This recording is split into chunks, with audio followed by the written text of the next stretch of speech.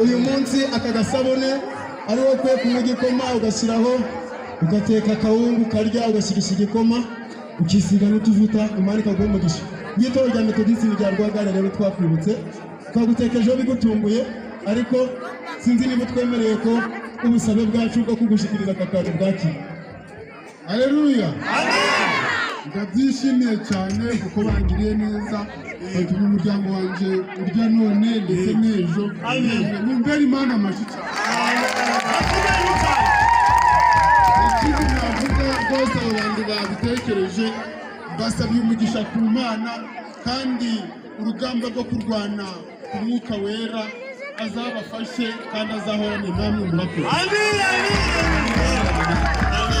Hanyuma umudiyakoni bagutwaza ni ubutwaza kuko tuba twateguye n'umudiyakoni kugeza mu rugo, ntabwo uvunika kubera ko tuba twagutunguye, tuba twateguye n'umudiyakoni kugeza mu rugo. Imana ibahe umugisha rero, n'ubundi twakomeza n'iteraniro kuko gahunda yacu ni ukuvuga Imana mu izina